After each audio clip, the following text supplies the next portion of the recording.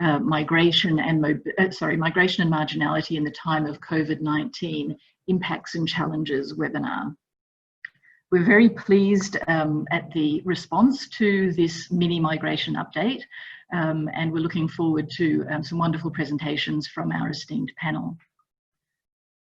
Before I begin though, I would like to do an acknowledgement and to say kaya in the language of the Whadjuk Noongar, who are the people of the land on which the University of Western Australia, who's hosting this event, is placed. So let me acknowledge the Whadjuk Noongar people as the traditional owners of the land on which UWA is situated. The Whadjuk Noongar remain the spiritual and cultural custodians of their land and continue to practice their values, languages, beliefs and knowledges.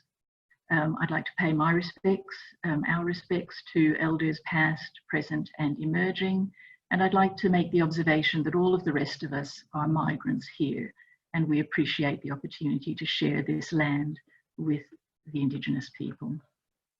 So welcome to this event. This is one of the events, there's over 60 events for Social Sciences Week. Social Sciences Week is a week-long series of events held across Australia each September, offering insights into the contributions that the social sciences make to our understanding of the social world.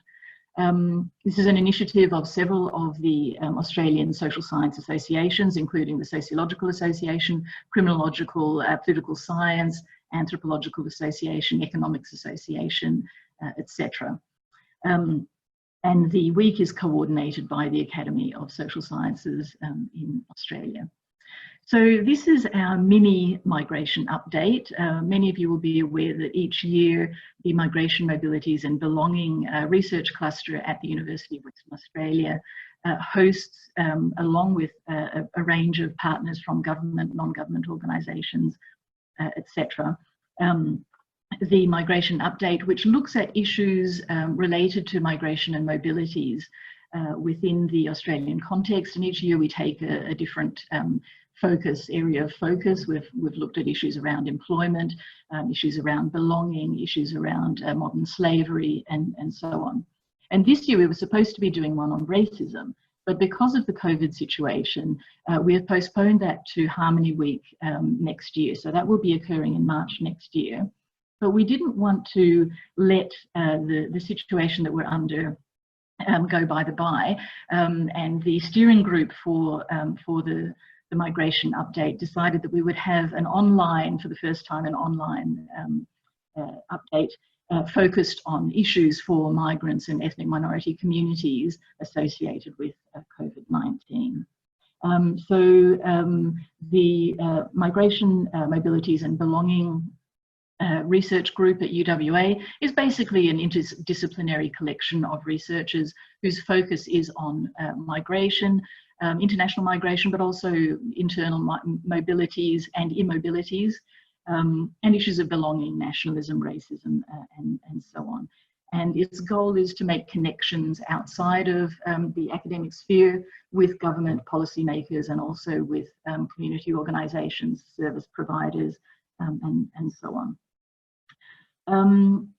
The organisers of the event today are myself, Dr. Katrina Stevens, who is helping out with some of the technology side today, and Associate Professor Justine Dandy from ECU, and the usual coordinators of the migration update include myself, Danella Caspers, who's also helping out today, Professor Loretta Baldassar, and Dr. Sarah Prout-Quick. We also have a number of partners who help us with the organisation of the migration update. And you can, I won't go through all of their names, but you can see their logos up there. Before we begin, I'd like to just go through a few housekeeping matters. Particularly, can we ask that people make sure that they are muted? And if you do want to ask a question, you can ask those questions in the Q&A section of the Zoom.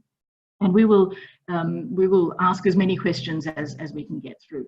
We're going to structure the event so that we have 3 sets of speakers first, then a little bit of time for discussion, and then the other 4 speakers.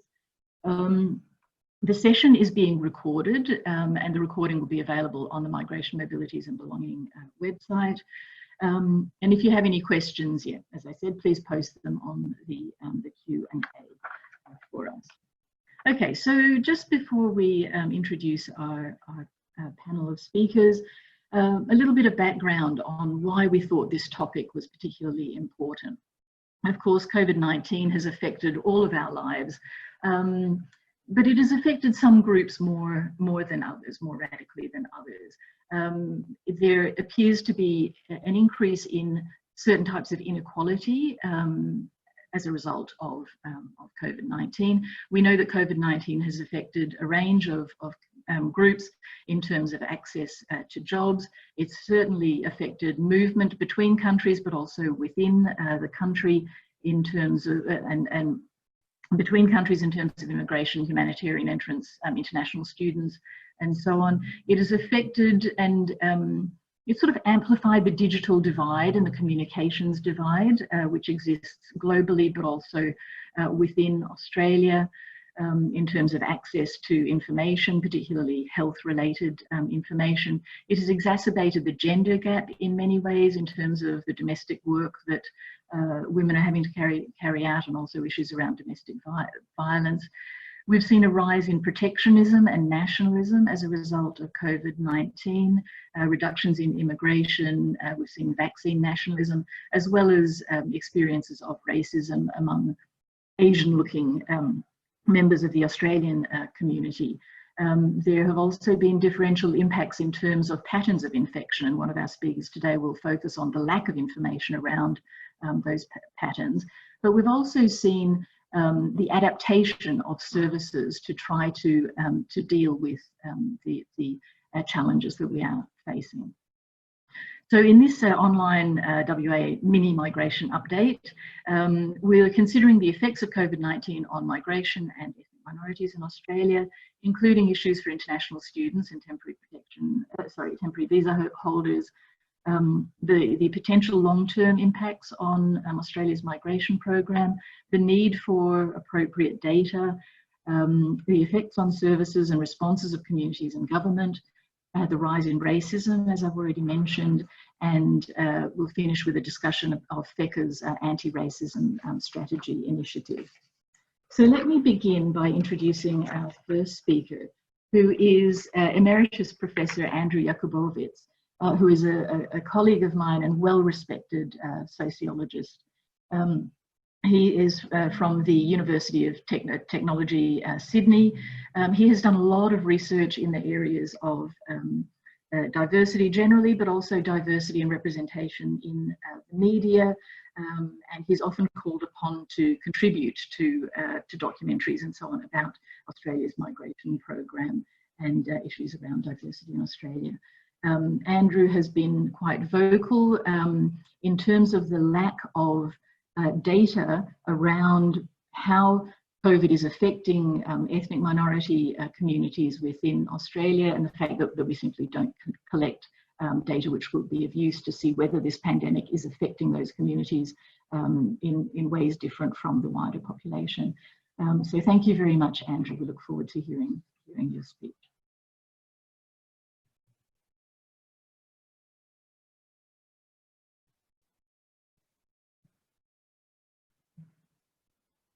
Hello, everyone. We're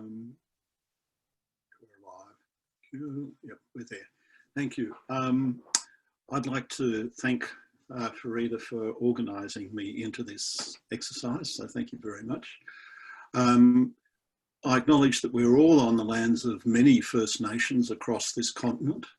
I am on Bidigal land, which has never been ceded, and I pay my respects to the elders of the Bidigal people, past, present and emerging. It's a pleasure and I'm honoured to be here, given that I now reside in the Eastern Bloc. I can only visit you electronically because we're inside our own Iron Curtain, and it's a bit weird, but nevertheless, it's great to be here. So as Farida suggested, my talk today, which I've tentatively labelled pandemic vulnerability in ethnocratic Australia, which is suitably academic on the one hand and scary on the other, is going to focus on decisions taken by health authorities across the country not to collect data on how the testing and impact of the virus is impacting on ethnic immigrant and refugee communities. As I've said to a number of government people over the last few months, when the true history of the pandemic is written, one of the scandals that will emerge in all its complexity and all its tragic implications will be the decision of governments that they prefer not to know certain things about the pandemic. The response to the virus, for me as a social scientist, throws into sharp relief how Australia operates as an ethnocracy. It's not, it's a term that people can follow up on if they're interested, but essentially ethnocracies are the sort of countries which are apparently democratic, but are structurally biased towards usually the charter peoples in some way or another. And in the Australian context, that would be towards white European origin Australians. The reason I like the idea I like using ethnocracy is that it disturbs the taken for granted rhetoric of multiculturalism, because it focuses on the ideas of power and capacity to act. And it casts our attention to essentially what happens to the diverse communities, and in particular to what we're allowed to know about what happens to them. So when the pandemic started in Australia in February, March this year, the Australian government's management of the first wave return was reflected in the fact that white Australians from cruise ships were put in a quarantine camp near Darwin, and people from Wuhan, who are overwhelmingly Asian, were sequestered on Christmas Island. So it was already clear almost from the outset that ethnocracy was being activated as a practice and as a framework. So when we then saw entry from China and Korea and Spain being closed down, but infected cases coming in from the USA and the UK, including Peter Dutton and a number of other celebrities, it was clear that our ethnocratic priorities had taken a further step. And in fact, the UK and the US, and particularly the US, despite the fact that it was exploding in sort of Trump land, was left almost to the last moment as a source that should be considered dangerous, because we've never really considered the United States dangerous in that way before. And then we started to see other things starting to happen. The data from the UK and the US started to show excessive vulnerability to the pandemic amongst people of colour, which in both countries is also a proxy for being poor and marginalised in transient economic locations and so on. So I turned to the Australian data to help me as a sociologist understand what was happening here. I soon discovered there was no Australian data. Indeed, only Western Australia, you'll be happy to hear, has tried in the last few years to actually collect data on cultural diversity and health. The epidemiology group in Perth was doing that up till the end of last year, but they stopped. And when I inquired why nothing was happening now in relationship to the pandemic, they said, well, there wasn't much of one here, so why bother? And in addition, the guy who'd done all the work had gone on leave for 11 months, so nobody was available to do it. Okay, so what we do have, though, is a challenge. Australia is supposedly a multicultural society, according to the Turnbull and Morrison governments, the most successful multicultural society in the world. One would expect in a multicultural society facing the biggest challenge in its history, really, in the recent history at any rate, that an awareness of its multicultural nature might turn the attention of an evidence-obsessed government towards what evidence there was to help them deal with this. But in fact, the answer is no. There's no data. There's no data collected in the testing regime. There is data in most tracing regimes, but it's not collated, and it's only occasionally used when governments need to work out, or their tracers need to work out whether interpreters are needed. We have no idea of the impact. And even though there's well over 2 million tests, many more than that, I think, being carried out in Australia, there is no data in that huge data set to help us understand what's actually been going on. But without that, we still could be fairly aware that it was the secondary labour market, the secondary labour force, the marginal, the temporary, and the most exploited, the ones who are locked out of government support, like JobKeeper, and also those employed in very dangerous industries like aged care and abattoirs and so on, who are actually copying after the first wave, at any rate, copying the brunt of what was going on. And we know from other social science that this is a highly culturally diverse population, but we knew nothing about what was actually happening to them. So when I raised this with state multicultural units, they reported off the record that the state health departments weren't interested in collecting this data. And where they had tried, as in Victoria, not in New South Wales, health had pushed back. And thus we got the disaster of the Flemington Towers, the widespread deaths amongst Greek elderly in Melbourne and so on. So when I checked with the state health people why they weren't doing it, they said it was a Commonwealth problem. They hadn't been directed to collect it. When I checked with the Commonwealth, the Minister's office said it was a state matter as they collected the data. I've seen this sort of thing before, but never quite so ludicrously explained. Everyone insists that the health people were using their best efforts to communicate, and I think that's true, even though many mistakes were made. But as early as May, the National COVID Health and Research Advisory Committee, which claimed to have social science expertise, was warning the government of what was going on. When I checked the social science expertise of this committee, I discovered that every scholar on it is in fact drawn from the medical field, and no social scientists were consulted whatsoever in the consultations they undertook before writing their report. Indeed, in its terms of reference, it's only empowered to seek advice from the health and medical research sector. So we know that the pandemic is socially caused. We know it's socially transmitted. We know that only a social response can deal with it. And yet, social science was locked out completely from the data collection process. Okay. So, that national report in May noted that ethnic minorities were highly vulnerable, but carefully didn't say anything about what should be done about that, except better communication. Last week or so, SBS summarised where we are, and I'm going to have the notes from my talk will be up on my blog, which is andrewjakubowicz1word.com, in the next few days, and all the links will be in that.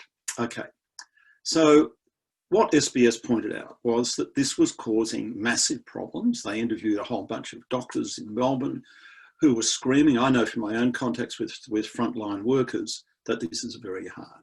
So what we need now is a state-based national campaign that lobbies state governments systematically to include, at the very least, data on language other than English spoken at home. Right? This can then be tied in with the ABS data from the census on language spoken at home, and you'll actually know, as you do your testing, who's being missed and whether in fact you're reaching the people who are most vulnerable, which you can understand, who might need to be sought out so that they're in a sense over-tested. None of that is possible at the moment. We don't know what the impact is on the people. I've got my 10 minutes, I'm just about to finish. So we need to know this, and I think as today's seminar will prove, there are crucial areas where without this data, we're trying hard, but basically we're working with hands behind us. So as a sociologist, I'm fascinated at how clearly the activities of governments and elites during the campaign, during this pandemic, solidify assessments of Australia as an ethnocratic society masquerading as one which is inclusive and egalitarian. As a citizen, I'm appalled by the dogged commitment of our governmental and health hierarchies not to know about how their approaches abandon those who are not part of the inner circle. So thanks for listening to me. I hope that flagging social science as a way of actually moving forward on social issues may get some purchase with the audience today. Thank you so much, Andrew. That sets us up really well for the discussion that we're going to continue to have. So I really appreciate that. Please, if you have any questions, do feel free to start posting them now in the Q&A section. We will be looking through those and kind of collating them, and we'll take a break after the third speaker, and we'll relay some of those questions. Okay, so our second speaker for today is from the Department of Home Affairs. Rachel Matthewson is Assistant Director of the WA Community Engagement Team at the Department of Home Affairs. We're really pleased to have Rachel participating today. The team that she as Assistant Director for, links multicultural communities in WA with the department, particularly around issues of immigration, citizenship and social cohesion. And they've been doing a lot of work helping shape kind of government response to the COVID-19 pandemic. Thanks, Rachel. Thanks very much, Farida. And yeah, thank you very much for inviting us here. And I pay my respects to the traditional owners, past and present, on this land on which we meet. So my name is Rachel Matthewson. I'm the Assistant Director of the Community Engagement Team. And what I'll be talking about today is the role that we have in Home Affairs, how we worked during the COVID response, and highlight some of the key issues and also discuss future opportunities. I'll be waving my hand, so Farida is going to move the slide for me. So who is the Community Engagement Team? So the purpose of Department of Home Affairs is to promote a prosperous, secure and united Australia. This purpose underpins our program and service delivery and has been leaned upon to fulfil our role in assisting the community during the pandemic. So our function is part of the Social Cohesion Division and has been within Home Affairs for over 2 years. We make up a national team of over 29 people managing the department's relationships with a wide range of cultural, religious and ethnic communities around Australia. Here in WA, I'm the Assistant Director of a team of 4 engagement officers. So what do we do? Well, our role is to connect the CALD community with government. We build relationships with community groups and other stakeholders. We hear their concerns and their successes, and we provide the opportunity for open dialogue between community and government. So during the COVID response, our role did not change. It was integral to the communication with government, but the frequency changed, definitely. If we look at the diagram on my slide here, it shows how our work at a local level feeds into the national collation and analysis of CALD sentiment. So this sentiment then informs Home Affairs, other departments, the Secretary and our Minister of what the community is feeling. The network provided daily feedback during the height of the pandemic, keeping the government informed about the real-time experience that communities faced. Now I will talk about how we engage with the community and how that changed due to COVID. Next one, please, Farida, thank you. So, as you would expect, communication was key. And we were unable to have face-to-face. So we were pretty old school. It was calling people, emailing, and a lot of checking in to ensure that the community were aware of the changing situation nationally, but also at a local level, and they knew where to get information. We had to be mindful of some considerations. We were not the only ones operating in this space. We have state and local colleagues who are also connected to CALD community. So we work closely with our stakeholders across government to make sure that we were on the same message, but also if we knew of one group, such as WA Police, increasing communication with a certain group, we would pull back because we knew that there was a lot of information overload for the communities. We connected through a variety of mediums to meet needs and broaden our reach. So obviously email, web, phone calls. Throughout the pandemic, there were also a number of religious events that were that affected the community. This was Easter, Passover, Ramadan, and Theravada Buddhist New Year.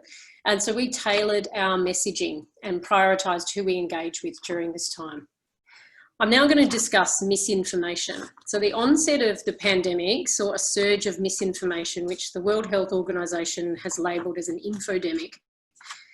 This referred to the excessive amount of misinformation that was spreading via online platforms, and WHO had warned that this infodemic is as much of a danger as the virus due to false preventative measures and conspiracy theories that were threatening public health. So a major priority of our communication was to counter misinformation, and to do this we provided factual information in the community's language. So we quickly acted on any misinformation as well that was shared by communities, and we ensured that they used Australian government information. Many communities were sometimes using information from their home country, so we had to ensure that anything that was shared amongst their community was factual and credible. We did a mass dissemination of in-language COVID-19 resources by email, website links, radio transcripts, but also following this up with phone calls. Our communication with communities had to be a multi-pronged approach. We couldn't just do one thing and say that was ticked off. We had to make sure that we catered to the varying literacy and digital literacy levels, but also accessibility of digital for communities. Due to our relationships with community groups, we received feedback that elements of the translations did not meet their needs. So we were taking that on board, escalating quickly and getting through the Department of Health new translations. Following the second wave outbreak in Victoria, the team here in WA, we redoubled our efforts to ensure the communities were aware of the in-language resources. We communicated with Office of Multicultural Interests and police to make sure that they highlighted any gaps to us, which they did, and we worked then to provide more radio transcripts to community groups. So ethnic radio and the communities themselves could record information and share that in an audio format. Next slide, please, Marisa. So what were the key issues that we heard? So what did we hear from the community?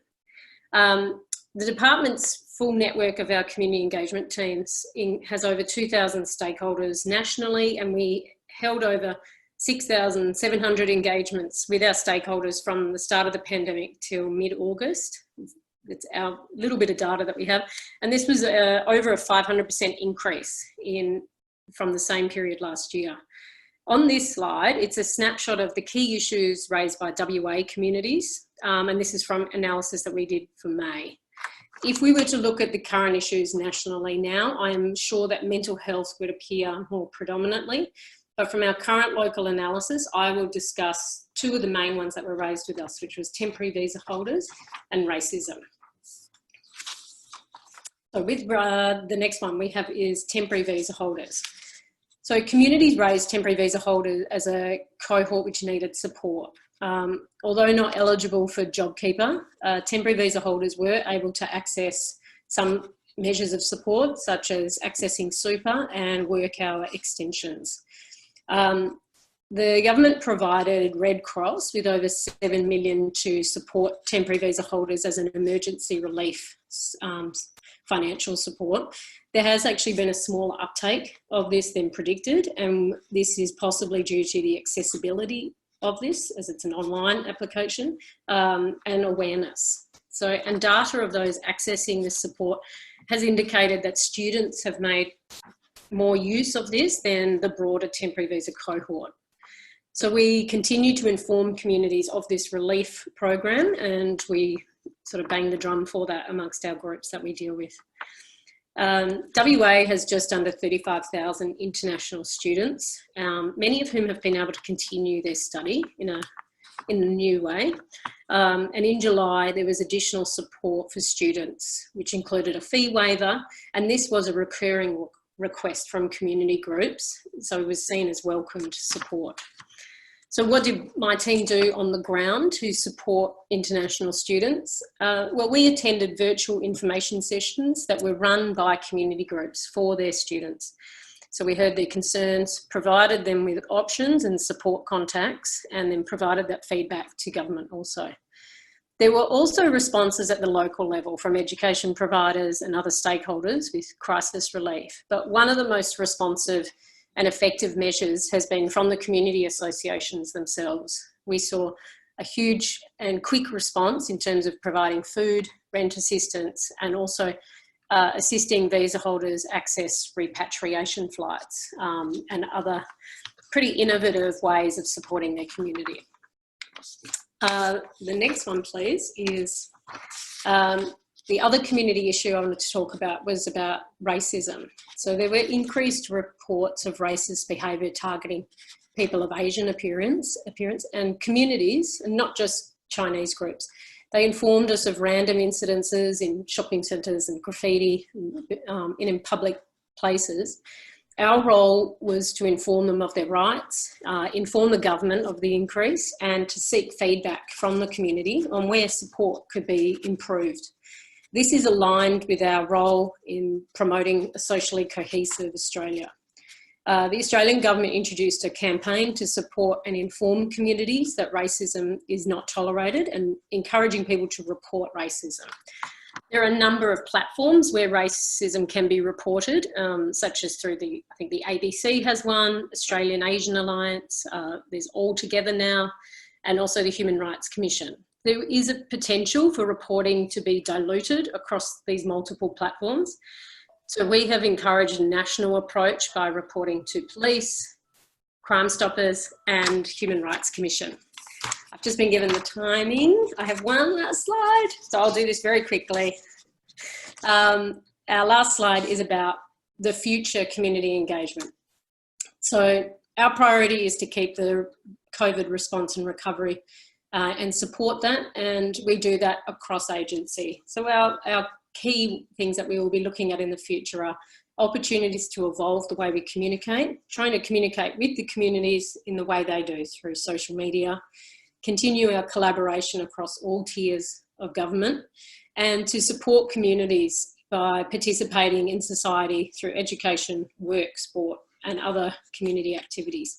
So personally, this has been a very rewarding position to have in government, and the engagements with the community in WA have highlighted the positive contribution and the integral work that the CALLED community do to support vulnerable people. Their initiatives have ensured a sense of community was maintained during isolation. Thanks very much. Thanks very much, Rachel. And I can attest to some of the efforts of the department. That I'm on the WA Multicultural Association's email list, and we were regularly receiving information about COVID, health information, and the various languages into which it was translated, etc. And I think some of what you're saying will link up with what Sarah and Ashley will be talking about shortly in terms of local government responses as well. So thank you very much, Rachel. So our next speaker is Daniel Estrin. And Daniel is representing this afternoon the Migration Institute of Australia. He works for WA's largest specialist immigration law firm and has extensive experience in Australian immigration law, having worked both in government and the private sector. I encourage you to do a Google Images search of Daniel Estrin. You'll find that he has two personas, one of which is as a heavy metal rock band I don't know, singer. I'm not sure what it is that you do, but yes, quite different from the Daniel we'll be meeting today. Thanks, Daniel. Look, you've outed me, Frida.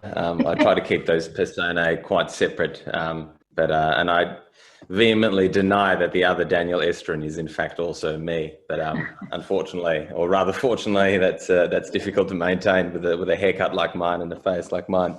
But anyway, thank you for the opportunity to speak to you all today in my capacity as an immigration lawyer. In relation to the effects of the coronavirus pandemic on migration and ethnic minorities in Australia, and particularly the impact on migration flows, or rather in these days, blocks to these migration flows. I should thank, it's rare that I thank the Department of Home Affairs being on the other side, but they have had an enormous task in dealing with the barrage of inquiries which have come through. So definitely hats off. They have managed the situation as much as they could in a very helpful manner. But as an immigration lawyer and a practitioner in this particular area for many years, despite my youthful complexion, I'm used to roller coasters, and I'm used to sort of going to sleep one day and waking up the next day with having a visa subclass be entirely removed without any notice, or a policy completely reversed. So I'm used to that. Esther and Saw lawyers, we operate across two states, and I employ 20 people that are specialising in migration law. And I can safely say that none of us here at the firm, and I think that's broader across the Migration Institute of Australia as well, have experienced the sort of the knee-jerk and the daily change in the policy and the movement restrictions that we've seen since the travel bans began in March 2020. The constant sort of keeping up to date with the daily changes in strategy. We're navigating not only a migration system, but we're now navigating inbound travel restrictions. I've had to upskill in outbound travel restrictions, interstate travel restrictions, and intra-state travel restrictions. Let's not forget those in WA. We had those for a while. And it's really it's a recipe for what I call decision fatigue, because every day you're making decisions based on mixed bags of government announceables, and your clients want to know what's happening, and they're stressed and they're worried, particularly the vulnerable members of our community. And to echo the words of Professor Yakubovic, it does feel like there is a bit of an iron curtain around. You need an exemption to go from A to B for absolutely everything. So the layers of bureaucracy that we've seen have been difficult to navigate for us as lawyers. I can't imagine how difficult they are to navigate for vulnerable communities and migrants. Now, luckily, as an administrative lawyer, and luckily for my clients, I do get excited about these kinds of things from a legal perspective. But as a lawyer, despite the common misconception that I guess lawyers like to obfuscate and not commit to a position, we like certainty, and that's something that at the moment we can't give to our clients. We can't tell our clients this is what's going to happen. We simply don't know, and that's particularly for those from vulnerable communities.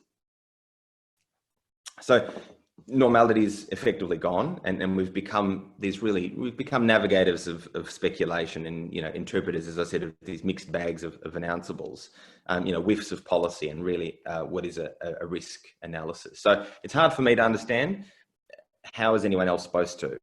I'll give you an example from, I guess, a practical perspective of the nightmare that's sort of facing some vulnerable workers and temporary visa holders. And might I add, these are not people that fall into the category of the exploited, of those who are subject to modern slavery. These are people who are working here as sponsored or otherwise, who have no issues with that other than what they're faced with at the moment. So when I've got in front of me a client from a developing country, let's call him Frank. Frank's had a difficult pathway in terms of visas behind him already at the best of times. And now he's finally on the coveted 457 visa. So I understand that no longer exists, but there are still people out there. He's on track for permanent residence. He's been working as a cook for a small restaurant for 5 years. He's got his wife here. He wants to start a family. And all of a sudden he's stood down because of the coronavirus pandemic. He's out of work. He wants, he has to understand, what can I do in terms of his visa conditions? He only has to understand fair work issues. He's got to understand JobKeeper eligibility. The spoiler alert, he's not eligible. He's got to understand access to super. He's got to understand how his permanent residence pathway is at risk. And dealing all of this without a steady income and not being able to work for another employer, because the 457 visa, as some of you know, ties the person to the employer. That's a huge administrative burden without any government support. Now, as I said before, the government, I think, has done a lot.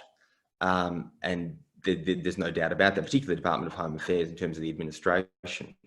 And it's easy to criticise, but I really can't help but point out that temporary workers, international students, and those who are really vital to this country, and it's a country addicted to immigration, let's face it, they really haven't been treated in the best way, to say the least.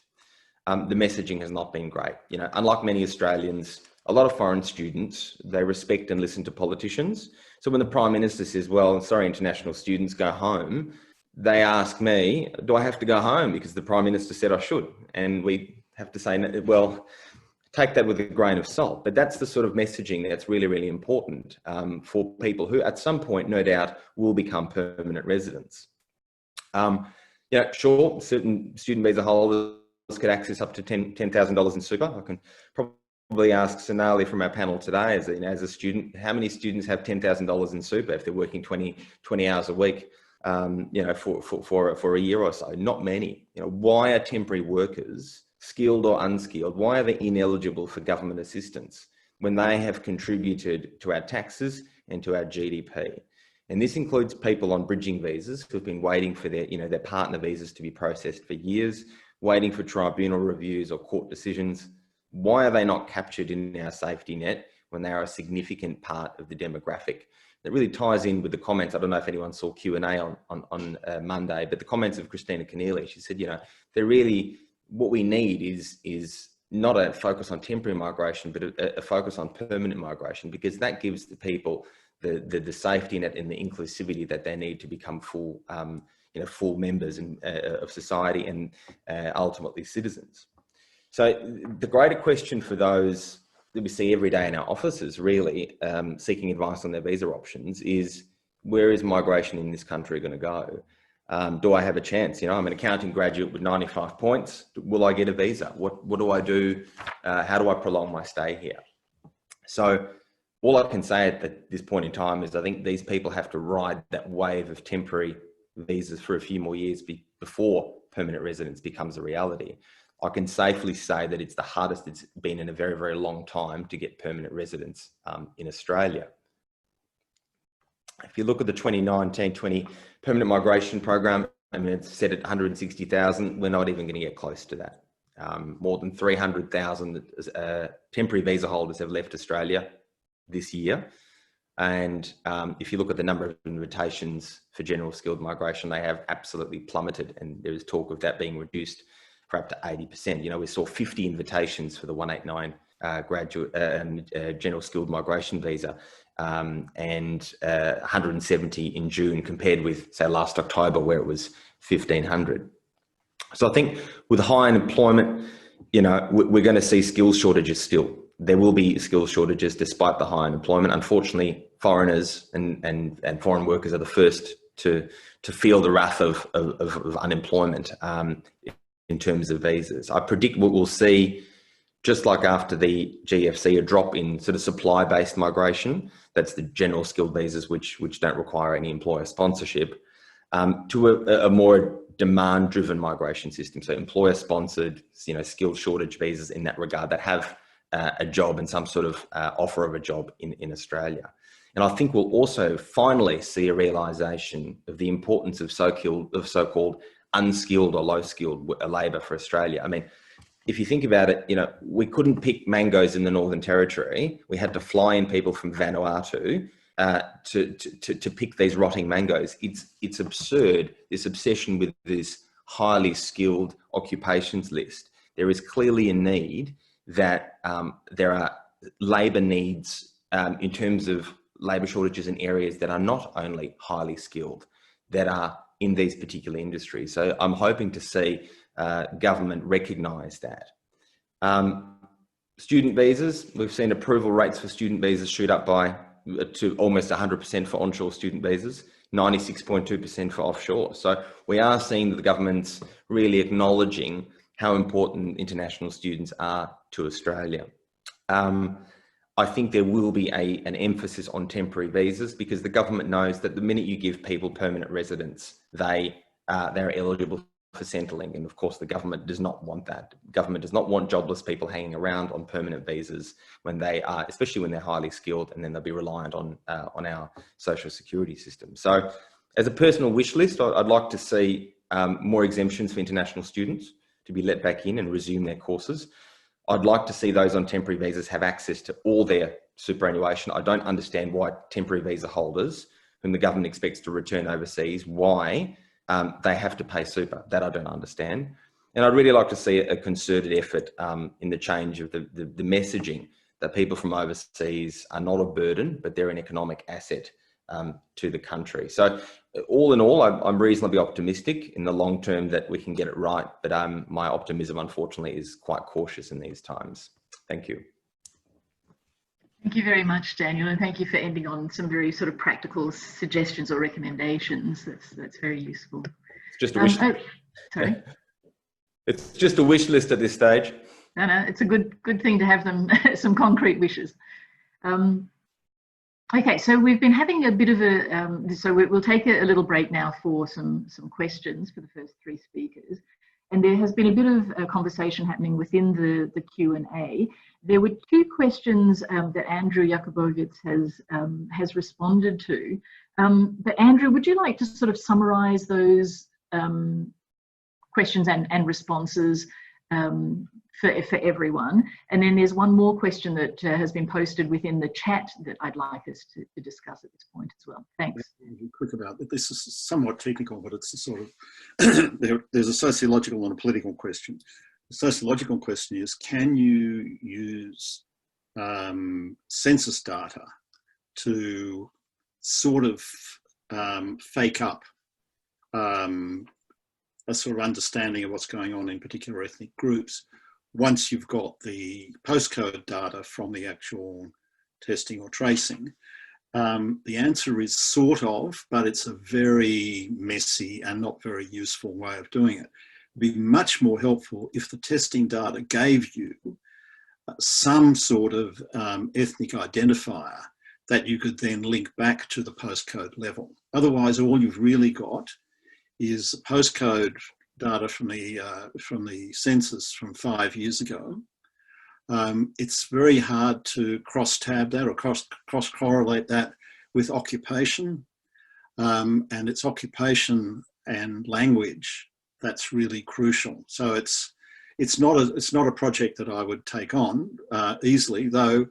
While we were talking, I just got an email from a colleague in Darwin who is a stats superhero, and he said he's up for it. So maybe we'll see if we can get something out of it a little bit.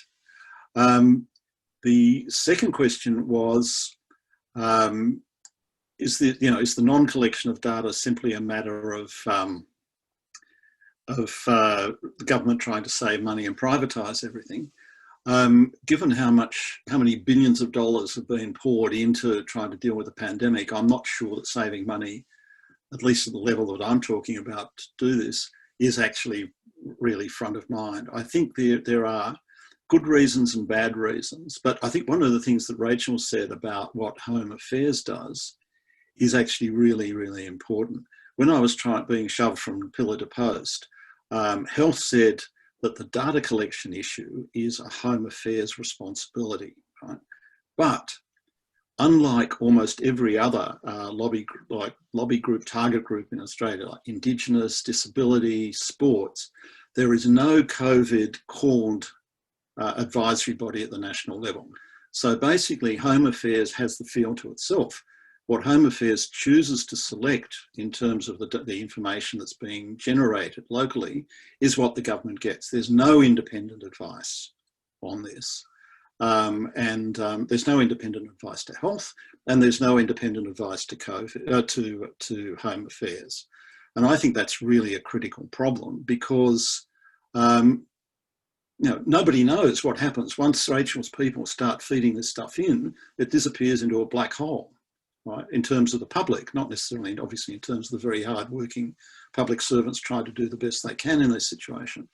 But Home Affairs the Home Affairs frontline people would be very much helped if they actually had some hard data about what was happening in their areas, rather than having to go off anecdote. What I've said in the response is the main defence for the government position, and this is a government position independent of political party, because it's the same in New South Wales as it is in Victoria, as it is in Queensland, where this has been tested by community and other organisations. The argument is that any data on diversity that might hit the public discourse will be immediately taken up by the shock jocks and the racists and turned into harassment and abuse. Right? I mean, I've heard that argument for 40 years in Australia about as reasons for why data about cultural diversity should not be collected. I wasn't convinced with it the first time I heard it, and I'm not convinced about it now. Managing how that information is dealt with is a different question, right? But given that no information is used by shock jocks to attack people, right, as we saw in the case of the African community in Melbourne, when one of the Sky News after 6 sort of Ku Klux Klan people got stuck into them, you know, it's quite possible for people to make those attacks with no information, with no data, and just with prejudice. So I think having data is actually a better thing, because then we might actually see things like this particular community is being massively over-tested. Everyone's coming out. You know, the wider community might be not liking to be tested so much, but this community is very aware of what's going on, and so it's being over-tested, and they come back again and again and again to make sure that they're being tested. That's an incredibly positive message, but it's very different to the one of distant camera shots of vaguely ethnic-looking people of colour who are then blamed for everything that happens. So I think, you know, this current situation is probably, in terms of data and its impact on messaging, is probably the worst possible scenario you can have. Right? It's not quite as bad as Trump, I accept that. Right? Dutton isn't Trump, despite perhaps his aspirations at times.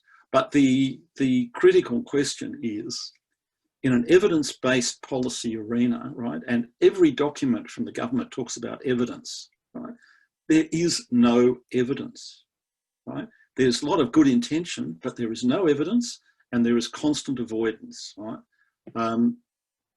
My feeling is that it's going to take a grassroots campaign of people who are aware of why this is an issue, right? Because to most people, who gives a whatever, they don't understand what's going on, and you know, debates about data and statistical exercises and all the rest of it are really, you know, like it takes a nerd like Dan Andrews, you know, to spend an hour talking about how the AI they've got in Victoria is just so cool and it's going to do great things, and it may well do.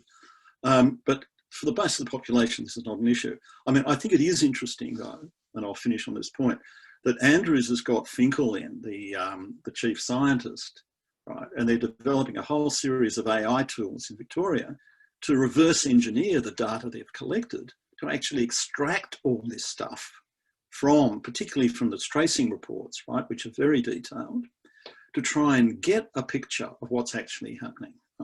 Like, I mean, I think one of the things that would be fairly horrific, for instance, would be if someone actually realised what proportion of dead old people in Melbourne are Greek, right? It's huge, right? The Greek community is being devastated, but nobody knows it, nobody talks about that, because it's only individuals and the collectivity of the data isn't there, right?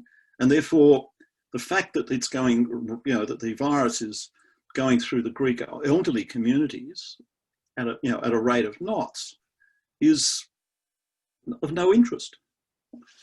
Similarly, if you look at what's happening in the Filipino communities, you know, and in the Nepali communities and other communities where you have aged care workers working in multiple different localities, right, getting infected, going home, living in situations where 3 generations of the family are having to clump in together because there's no money and they can't pay the rent and all the rest of it. These are incredibly important social issues that are completely disappear off the landscape because Australian governments refuse to collect the data that will actually allow them to see it. And I think that's criminal. I mean, if I can say that, I just think that is absolutely, you know, even in Trump's America, they collect data which shows them that Hispanic and Black Americans are falling to the virus at a much higher rate, right? So they can actually, I mean, they don't necessarily actually do anything about it, but they could do something about it. In the UK, it's classic, right? These subcontinental communities are being devastated by the virus at much higher rates, right? And they know that, and they're trying to do something about it. In Australia, we have no idea what's going on in subcontinental communities, in Chinese communities, Nepali communities, in African communities. Like, no idea at all, right? Other than the anecdotes and the well-informed anecdotes coming back from local health officers and so on. Anyway, that's my rave. Thanks, Andrew. I think the point is also relevant that Australia just does not like to collect that sort of data. It doesn't collect ethnicity data, it doesn't collect race data. compared to the US and the UK, and that's a general problem, because then you can't make any of the sorts of conclusions that you're wanting to make. Now, I was going to ask a question from Rebecca Hall, but I actually think it might fit better with the second lot of presentations. So I think I'll keep that one till later, and just ask a general question to Daniel and Rachel, if you feel like responding, which is around what your projections are in terms of what the effect of the pandemic might be in terms of Australia's long-term migration policy.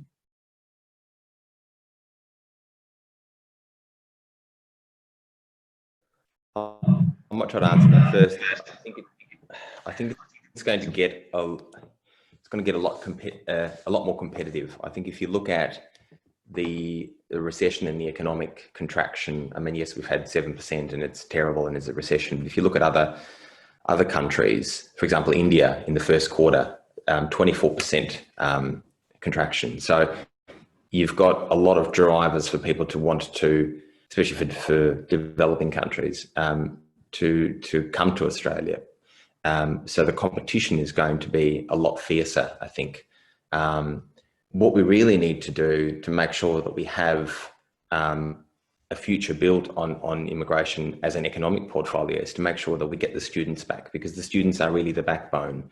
They are the ones who do their degrees here. They spend a lot of money here and they get integrated in our society. They're the ones who then go onto the graduate visas and are eligible for the skilled visa programs. They're the people we should be really investing in. So I see it as a golden opportunity to try to attract students back to Australia, because without them, we're going to have a very, very different population, I guess, shift over the next few decades or so.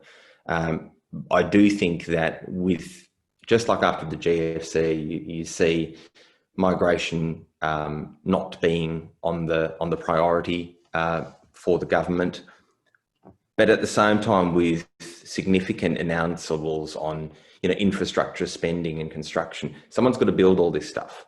And it's not only going to be Australians.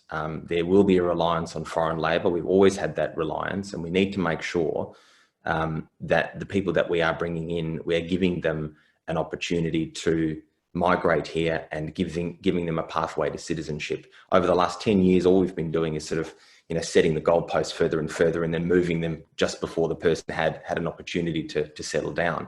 And that does not fare well for people's plans. So many people want to plan a family. They don't know whether they can, because they want that stability, and with stability comes better integration, and that pathway to citizenship is so important. So I think the government really needs to be very, very careful what it does over the next few years in terms of setting the migration program. It's an immigration country. We will need it. We did need it after the GFC. It's going to be a very, very fine balancing exercise. I'm not sure if Rachel has anything to add to that, but that's certainly my 2 cents. Thanks, Farida.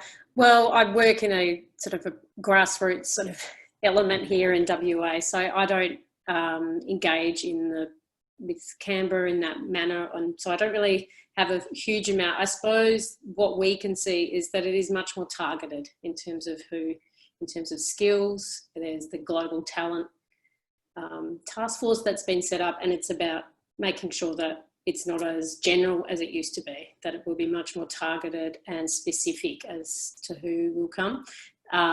The migration numbers are still on plan but there has, the massive speed bump with COVID will have an impact. But that's probably all I can comment on. Thanks. Thanks, Rachel. Okay, I think we probably need to move on now. There are some more questions, so if I can ask the speakers to actually have a look in the Q&A, and perhaps some of those questions you can answer, you can type some answers in there, also in the chat option. Okay, so thank you very much, really interesting discussion there. And now we have 4 more speakers, speaking more from a community perspective.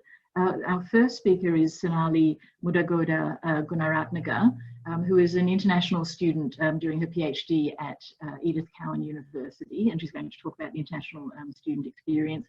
She is from Sri Lanka and has lived in Australia since 2017. Thank you so much, Sonali.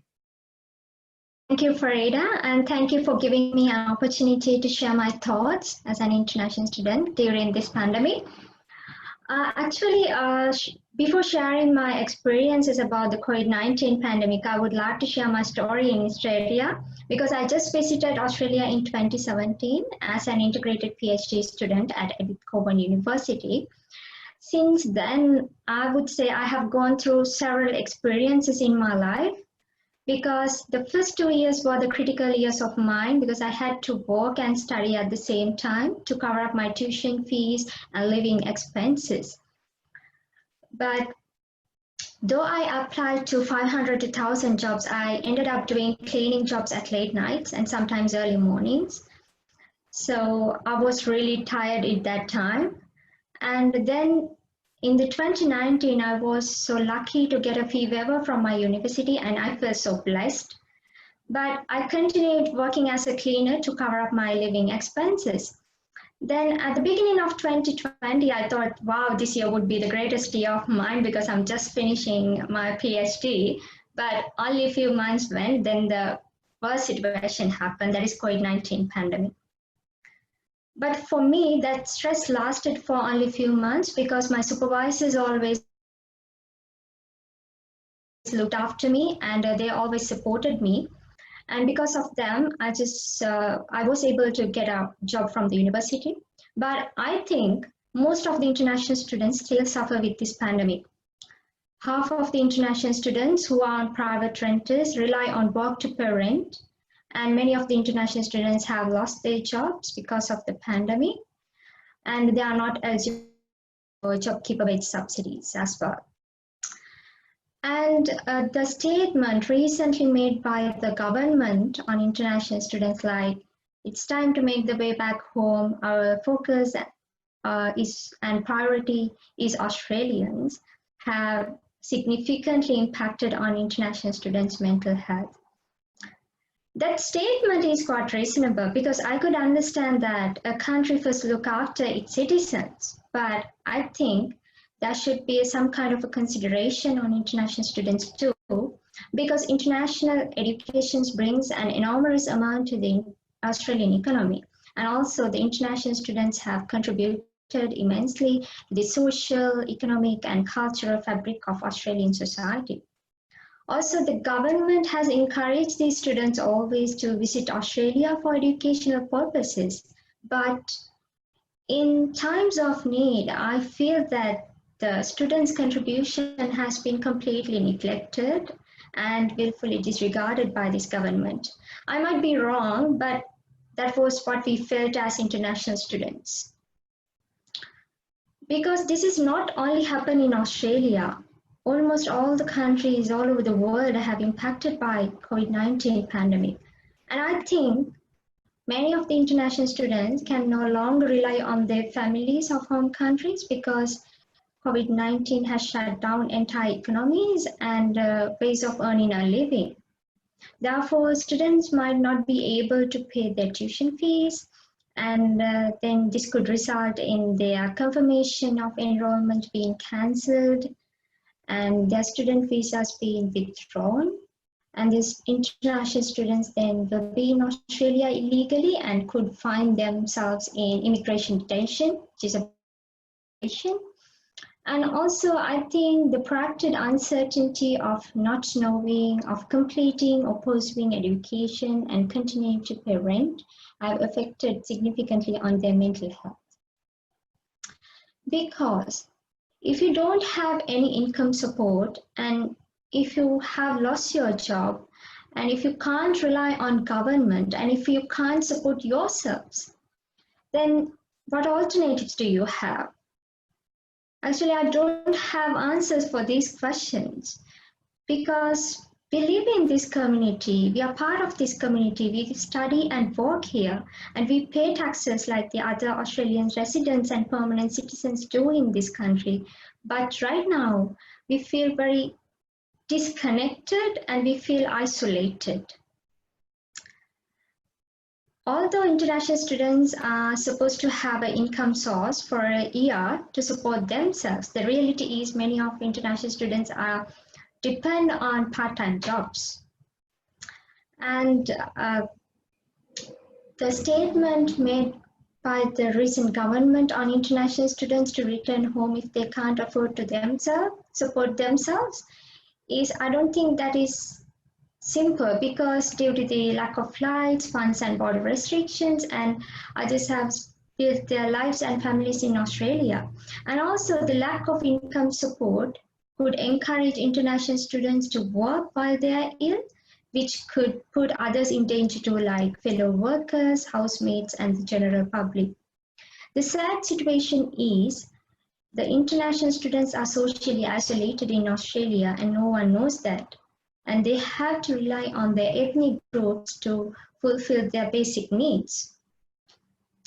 And also the government recently announced that the students who have been here for more than 12 months have access to the superannuation fund. But I think many international students have never been paid their superannuation by their employers. There are so many problems going on with this pandemic, but no one knows that. And I think to overcome this, Australia can lead the way by developing a model of care which is responsive to the affected international students. And this should be informed by policies and programs that prevent international students feeling the worsening sense of entrapment or being boxed in by their circumstances. And also the Australian government can closely work with international students and universities to formulate the practical support to develop a model that will focus on the mitigating the drivers of mental distress. I think how Australian society respond and support international students during this pandemic and aftermath will be a defining moment for the Australian international education. That's what I want to share. Thank you very much.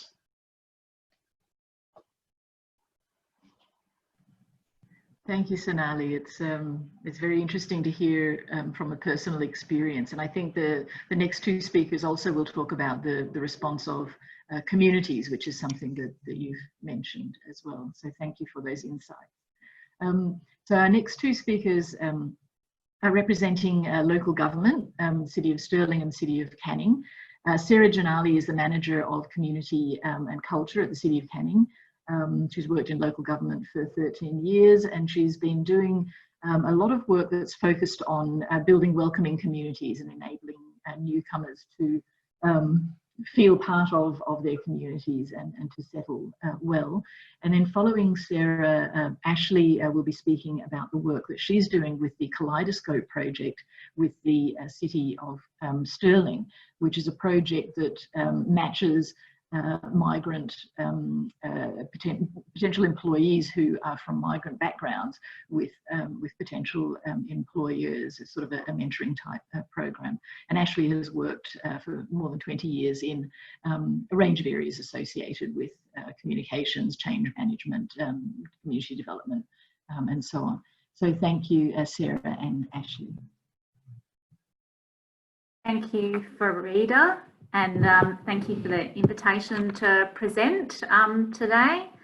So I'd just like to start off by acknowledging the traditional owners of the land, the Whadjuk Noongar people, and paying my respects to their elders past and present. So Ash and I have been asked to share some local government perspectives today, and I think it's a nice segue from Sonali's presentation because I think local governments do have a really critical role to play in fostering the inclusion of newcomers. And I think the issue of international students and what Sonali talked about in terms of social isolation is something that's definitely relevant for both Stirling and Canning with large international student populations. So local governments, I guess, have a critical role to play in that building of welcoming and inclusive communities. But we also do have a role to play in community recovery following disasters. So local governments are local coordinators of recovery efforts. So there's kind of that kind of interaction between those roles at play here in the context of COVID. So Canning and Stirling are both WA's most culturally diverse communities. I've had the privilege of working with both. Stirling is the most culturally diverse by sheer population numbers of people born overseas, and Canning is the most diverse by percentage of population born overseas. This has led to quite a lot of opportunities for us to work collaboratively across councils because of that shared experience of multiculturalism, but also because both councils are really committed to that vision of being a welcoming city. And I can see Alim Ali from Welcoming Cities is here on the network, so shout out to Alim. Canning and Stirling were two of the first WA councils to sign up to that national network. So I'm going to share with you just briefly a bit about our experience in Canning during COVID. So during the early response phase at the local level, our teams did a lot of listening to our cultural leaders and community associations, trying to unpack what some of the key issues and trends were out there in community. And I won't rehash a lot of the issues because I think our rep from Department of Home Affairs nailed, I guess, what our local experience was in relation to feedback around international students, financial difficulties being experienced by people with lack of income. We also had a lot of feedback from cultural associations and leaders around things like racism, and then also sort of most notably for us was the fact that a lot of these organisations mobilised really quickly to be supporting people in need in their own communities, but also in the broader community as well. So we heard stories about associations that were delivering food relief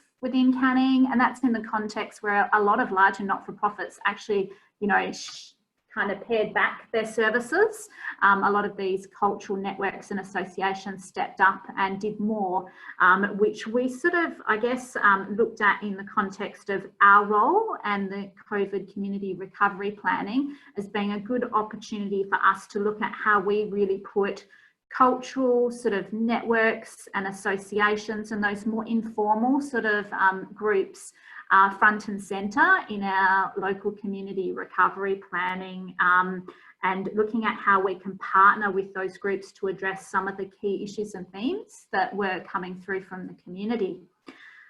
So, I mean, I guess that kind of is the key point that I wanted to make with my 5 minutes today. I did have a short film to show you, so I'm not sure if maybe we'll have time at the end of Ashley's presentation, because I don't want to take away from her time, but it was really around the importance of supporting those community-led initiatives. In local government, generally, we do try to have a view that communities know best what their needs are. It's important for us to be mindful of data and evidence bases, but it's also important for us to listen to community and to support them in their endeavours. So our COVID recovery plan, we're working at the moment in partnership with Curtin University, Sally Lamping and a team of researchers there to really get a good understanding of some of the challenges and opportunities that our multicultural communities are facing in Canning as a result of COVID. So providing them with a platform to share their stories with us and then tell us how they want us to support them, and most importantly, to communicate with them. So what we're really focusing on in Canning is how we can improve our communication channels with our migrant communities. So looking at how we leverage the word of mouth kind of communication channels that we all know, if we've worked in this space, are really critical to being able to get messages out there, and in the context of a pandemic, you know, even more important for us. So we're excited about working on that. We're also looking at resourcing our communities with some of their ideas for things like employment and domestic violence, mental health, looking at how we actually really invest in those organisations that are committed to working in partnership with us on recovery. So I'll hand over to Ashley, and if there's time at the end, we do have a little video of one of our associations that's based in Canning, the Indian Society of WA, who did a phenomenal job in supporting their community during the COVID response period. Thanks, Sarah, and I'll take on from there. As Sarah indicated, the City of Canning and the City of Stirling work very closely together and have similar initiatives in this space, and it is working hand in hand with community. All the local governments, well, many of the local governments had to redeploy staff from closing down many of their services, and many of those staff went into the community services sector to help with food delivery, working with community and dealing with those crisis issues on the ground. But we also had a role going forward in that recovery stage. And so with the City of Canning, we're actually doing some practical things in the area of employment, which is where Kaleidoscope operates. We're operating job readiness workshops, and we're also doing job shop for our citizens or our local residents. So we're doing some practical things to try and deal with the employment issue. But I might take a step back and just sort of bring people up to speed about what Kaleidoscope's all about. And I know, Farida, you mentioned it's about dealing with that problem that we have, which has been a long-term problem, is that we're not matching our migrants with the skills and their ambitions with the job opportunities here. Many of our skilled migrants are actually securing survival jobs, or are actually unemployed, and that's a big cost. It's a cost to our society, emotionally, and mental health issues associated with that. It's also a cost economically for the Australian economy. It's estimated about $6 billion per annum. It's also a cost to innovation and our businesses. So it's not a great situation, and Kaleidoscope's all about trying to help our migrants, our new arrivals, our newcomers, to solve that mismatching of skill set. And the main way we're doing that, we do a number of different interventions, but the main way we've been doing that is through a mentoring program. Cycle 1 was halfway through this year, halfway through the first cycle when COVID hit us. So I'm going to talk to you a bit about what we did at that time in terms of program delivery with that mentees and mentors, and also how that information and how we've adapted our program going forward. Because I think what was really critical, and what local government did quite well, was we had to act fast. We couldn't wait. We had to be innovative, and we had to change right then and there. And I think that's the great thing about local government. It does have the ability to listen to our community very closely and adapt quickly, because we need to. So in the first cycle of Kaleidoscope, this year we had 34 mentees and 34 mentors, obviously, matches together. By March, when we all had to shut down, we actually had to change the way we delivered our program. Obviously, we went online. We felt that it was really very critical to continue to operate and deliver our service. Many of our mentees were dealing with that uncertainty that Daniel talked about having no idea about their career aspects. It was the fear of the unknown, and they still have it, but we could offer them service. We could continue to offer them the mentoring program and help navigate that really difficult time. And I think that was quite critical. We did have to do everything a little bit different. We provided our services online, but our mentees and mentors were both able to adapt very quickly to that scenario. What we also did, because we didn't have any data, we felt the opportunity was to collect some data about how did COVID actually impact on them. Did it impact on their employment journey? Did it impact on their job offers? And although it's only a small data set of 34 people, we asked the questions.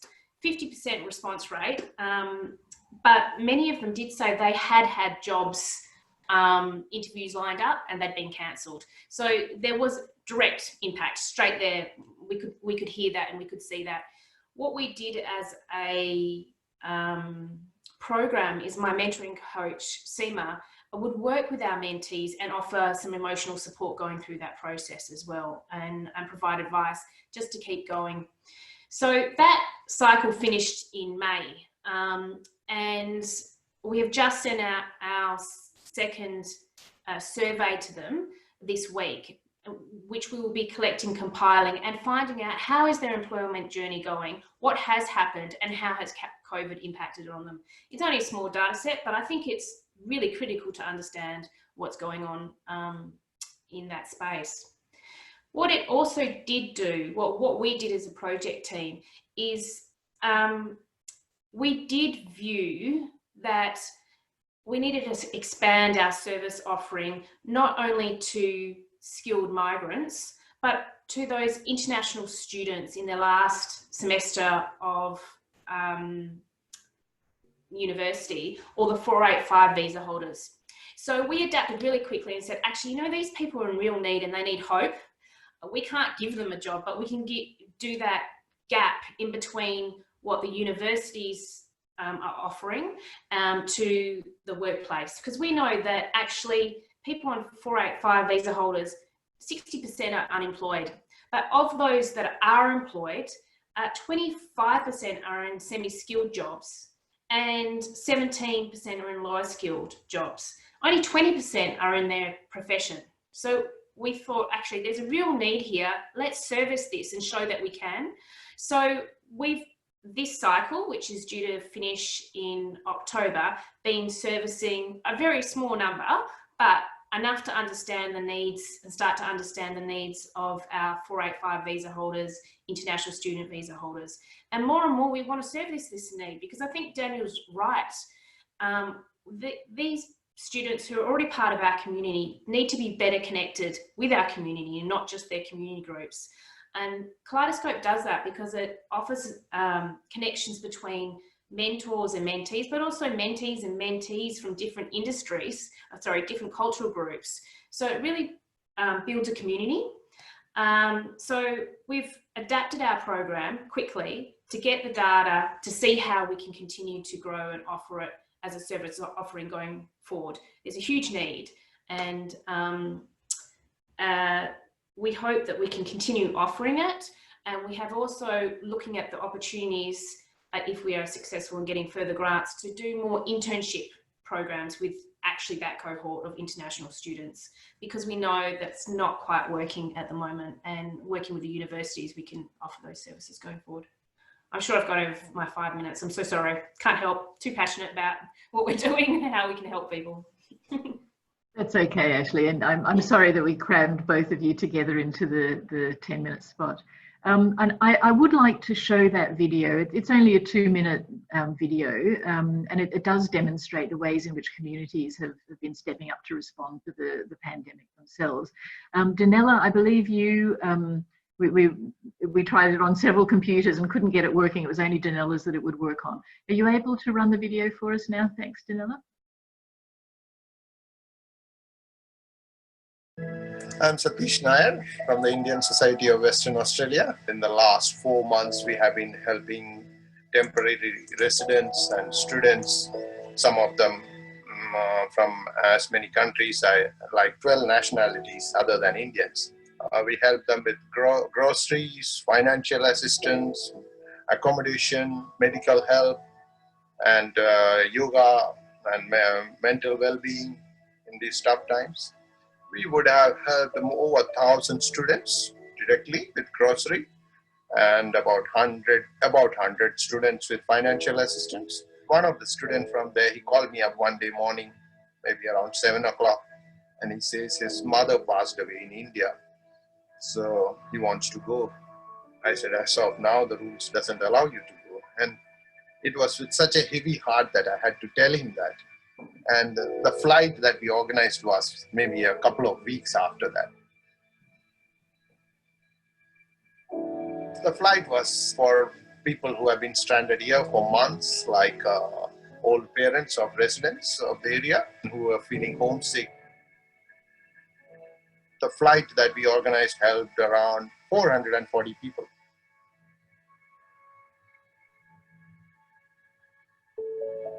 Many of our members, maybe we had about 100 volunteers working for this, who are all doing this, receiving sometimes up to 100 calls a day, especially when the flight thing was happening. So yeah, so much of emotions and so much of blessing, so to say. So that is what keeps us going. And I'll cherish those memories for a lifetime.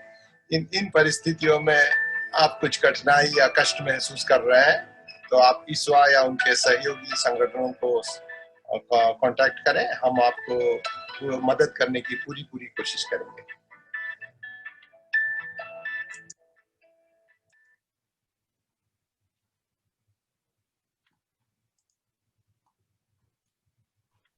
Thanks, Danella, and thank you to Sarah and Ashley for providing those insights about what local government has been doing. Our final speaker for today's session is Suresh Rajan. A lot of you will know Suresh. He's been around the traps for a long time.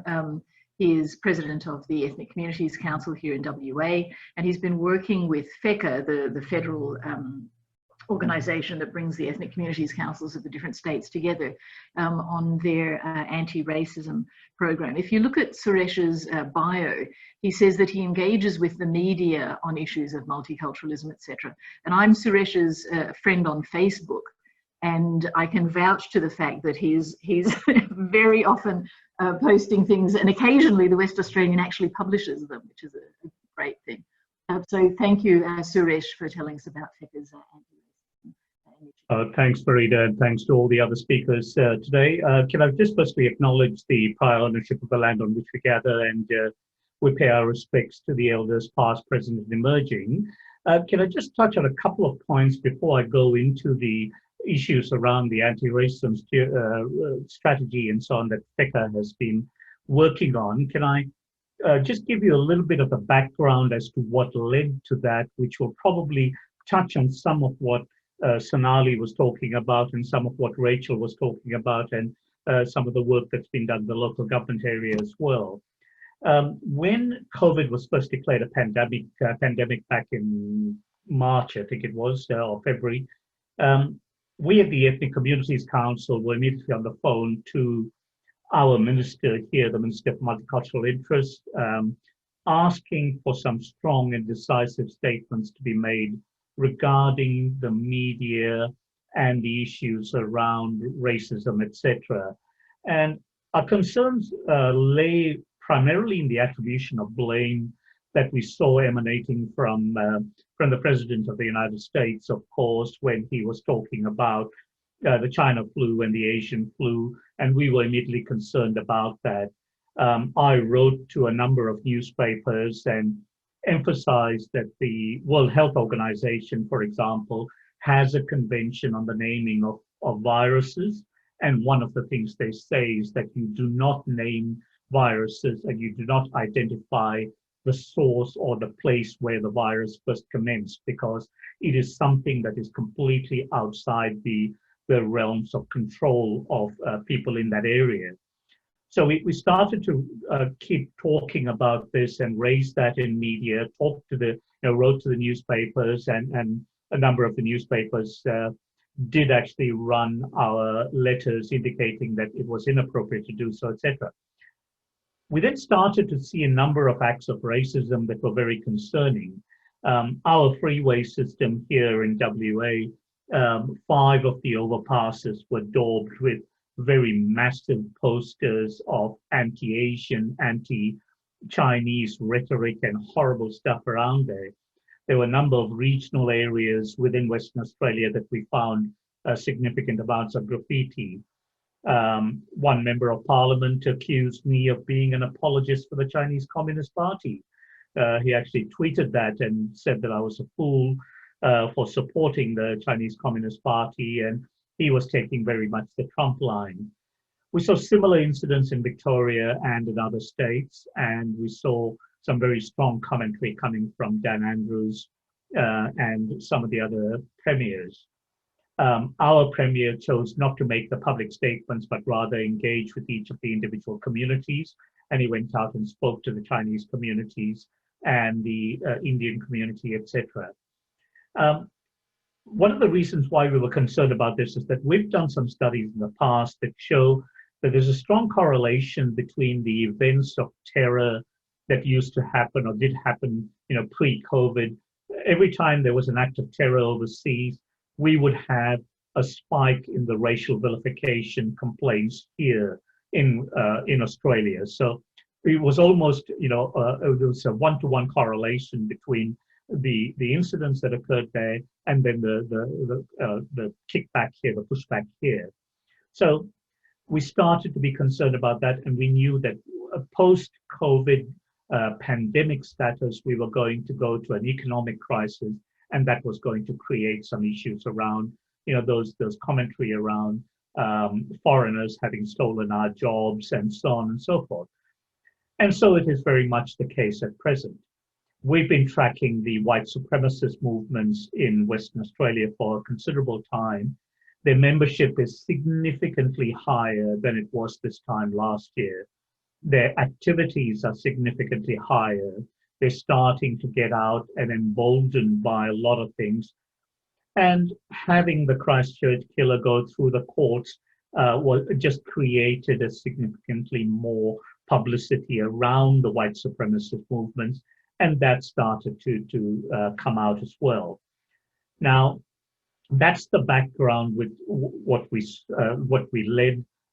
were actually pushing for in terms of FECCA's anti-racism strategy. We thought about it and looked at the different approaches that were being taken by the different states and felt that we needed to have some consistency about the approach that was being taken. And we decided that rather than have a piecemeal approach at addressing particular issues around vilification that may have occurred at place A or place B, we wanted to have an overarching anti-racism strategy that would actually go to a campaign that ran with it, that would promote social cohesion, that would try and dispel some of the myths and the stereotypes, and really educate the community and businesses around how to deal with racism. We, the Ethnic Communities Council in Western Australia, set up a Racism Matters website, which allows people to report it there, so we can deal with it. And we've got a few complaints that have come up. We only launched it a few weeks ago, and we've already picked up somewhere in the vicinity of about 10 or 12 complaints that we're dealing with. And they cover the whole gamut of racism, from systemic racism through to individual cases of racial vilification. So we've called on the Prime Minister and the Leader of the Opposition to have a bipartisan approach to this and have this anti-racism steering committee. I was invited to be part of a committee here in Western Australia that had membership that had been decided by the Minister. I chose not to be involved with that one, primarily because the Indigenous community were not represented there. And I did not feel that we could talk about racism in any fashion without having the Indigenous community there at the table, because that's where all of the racism stemmed from. So we're still working on trying to change that membership. Now, in terms of the FECCA anti-racism strategy, we've got 30 organizations to sign up to that campaign. We're not getting a huge amount of traction for the Prime Minister's office at this stage. We're trying desperately, and we're pushing very hard to get the Prime Minister to agree to that. And it'll then go to a position where we will create a think tank to come up with what is going to form the strategy. One of the suggestions that's been made, for example, is that we actually have a lexicon that parliamentarians can use and refer to when they're talking about any issues that may go to race and culture and identity, and it will be something that they can use. We tried to create a lexicon of terrorism going back some years ago, and I think a similar sort of thing could run, could be useful, because we find that the rhetoric is what actually creates those stereotypes and the feelings in the community. That's pretty much all about the anti-racism steering strategy. But can I just touch on a couple of issues that go to some of the things that were discussed by some of the other speakers and the community approaches to issues. Farida, you're well aware of the school that I'm associated with, where my kids go to here in Perth. It's a school that has a significant refugee population. You think in terms of the impact of COVID on the homeschooling and the kids of refugee background, low socioeconomic background, etc. Now, we provide laptops to all the kids that come to the school. However, we don't know anything about their connectivity once they get home. At school, they've got access to the Wi-Fi. So what are we doing there? We're talking to NBN about arranging, things that we can make sure that they've got connectivity there. The other thing that I've raised at a few forums where I'm involved in, with the energy use forums that I'm involved with, increased energy bills because parents are home, because they've lost their jobs. All of a sudden, we've now got increased usage of energy, and what's the affordability around that? So we're talking to the energy providers to whether we can work something out there. Andrew's point about the data collection, we've been hammering the health department here extensively to talk about the ethnicity of the testing regime. And we're doing a lot of work around the international students. Satish mentioned in the video about the work that the Indian Society is doing there. We've been very clear, and Sonali touched on some of those issues. Our Premier and our Minister for Education has indicated that they want to double, this is pre-COVID, that they want to double the number of international students coming to Perth. I have said to them, I'm happy for that to be the case on one condition. They be responsible for the transport of the deceased bodies of people who have committed suicide here. I'm tired of doing it. I've done it on 10 occasions in the last 5 years. I'm not doing it anymore. I think it's something that goes to exactly what Sonali's talking about. We need to address the pastoral care of these kids, not just take the $35 billion in education fees that they pay. We've got to do that. So that's all going to form part of that, the anti-racism strategy that we've got in mind, because we want to address the institutional racism as well as the individual cases of vilification. Thank you very much, Suresh. Okay, so thank you to all our speakers. And I hope you've been keeping up with the interesting chat that's going on in the chat section. We now have about 20 minutes for open discussion. The audience can't actually contribute verbally, but if you post your questions or comments in the chat, we'll be able to pick them up there, or you can also post them within the Q&A section.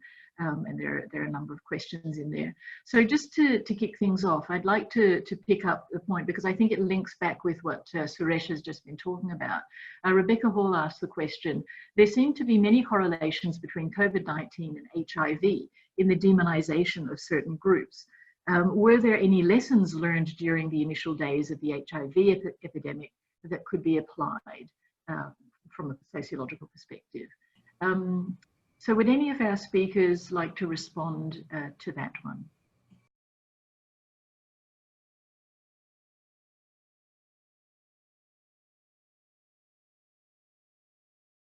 Maybe I can make a quick comment.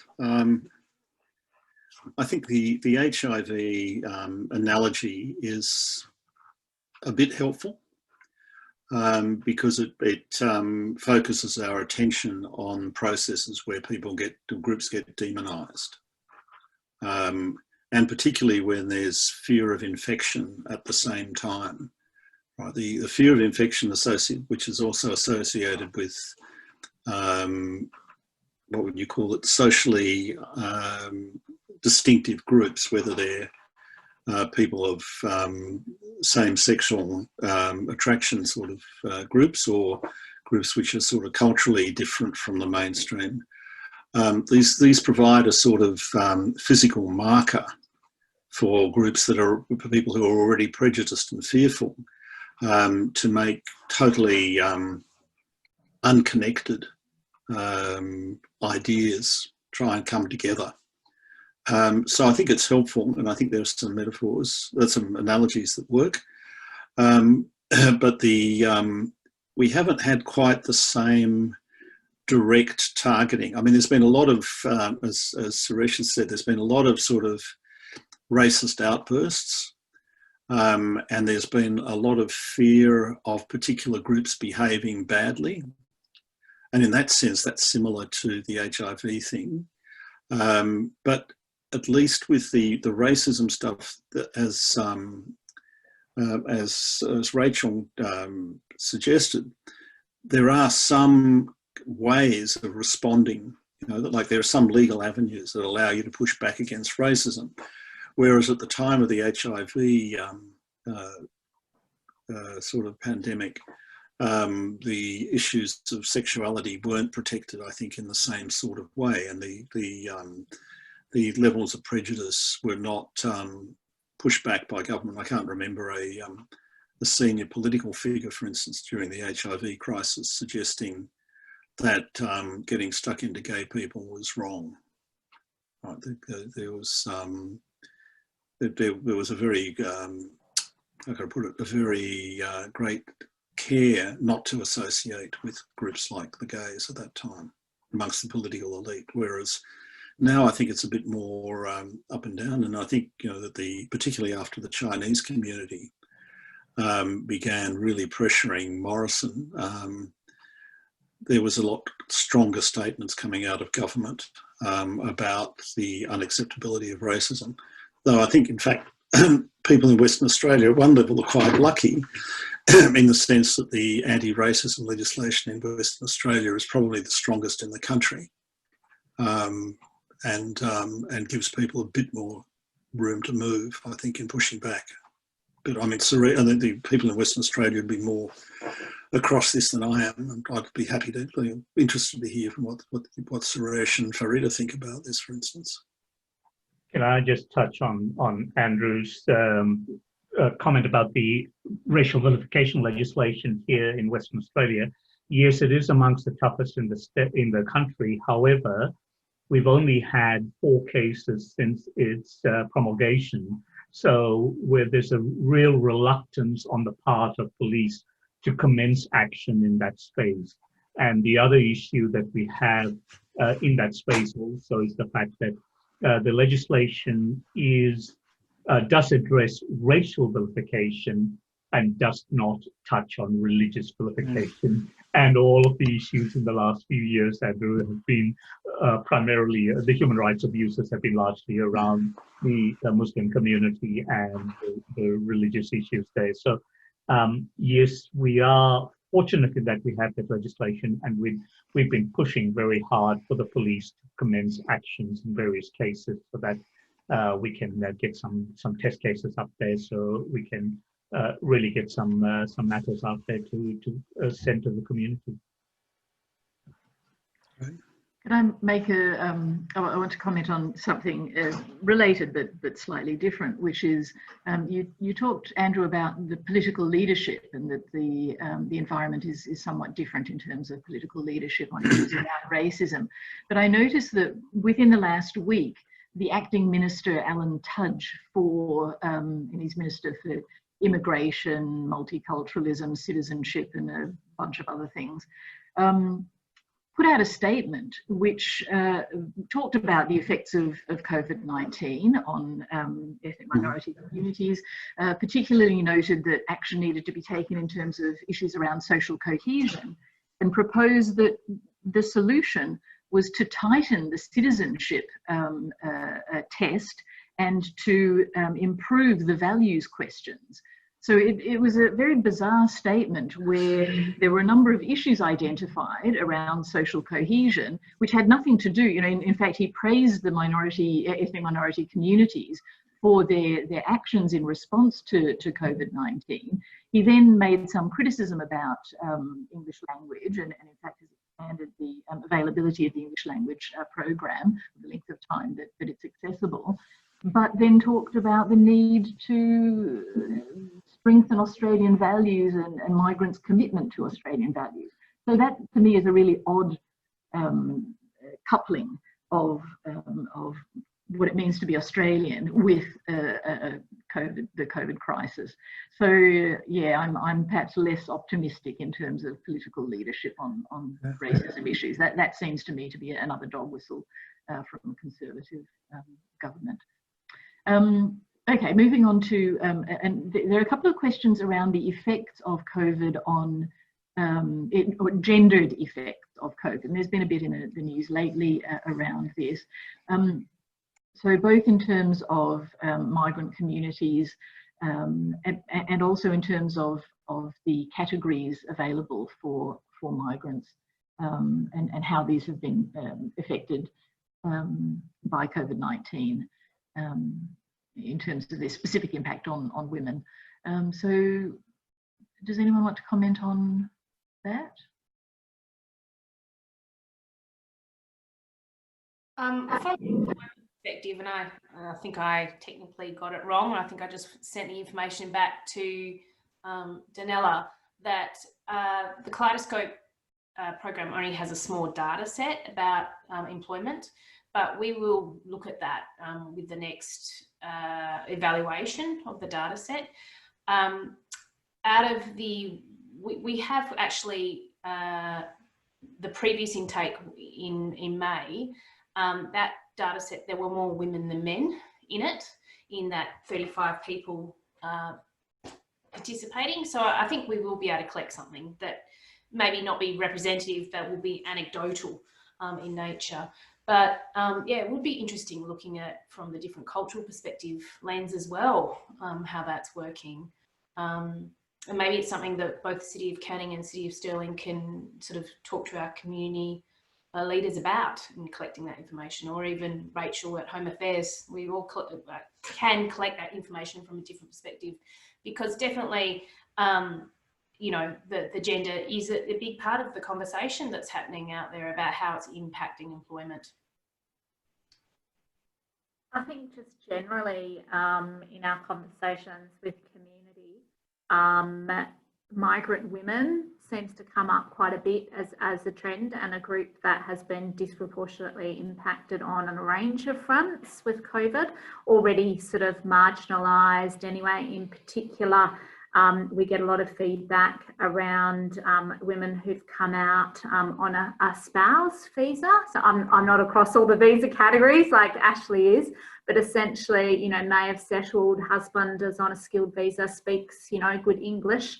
But the wife, you know, may have had a professional career back home, but has come out and possibly doesn't have the English language skills, or is at home with the kids, a bit more socially isolated. And then that gap in terms of employment has a real negative effect in being able to get into the workforce when she's ready to do that. And then obviously with the employment situation around the COVID impact, that just makes it even harder for people that are already facing barriers.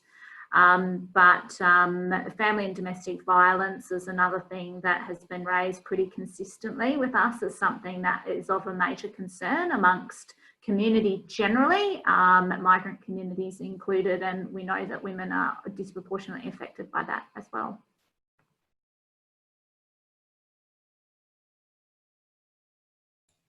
Thank you. Sorry, Rita, I just shared a couple of links. One was the Home Affairs statement, but also Kaleidoscope undertook, as part of funding from Home Affairs, the Rangoli Action Research Project, and that looked at people on secondary partner visas, and in that case it was 10 mentees who were females. So I've given a link to the people to have the key findings there in that space as well.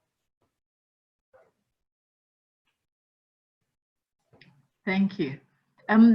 There's a question around distribution of resources and whether the money is going to the right place in terms of organisations that assist migrant communities and ethnic minority communities in settling, and whether there is any way of ensuring a better redistribution of resources to ensure that those organisations that are stepping up are able to provide the services and assistance that they have been providing.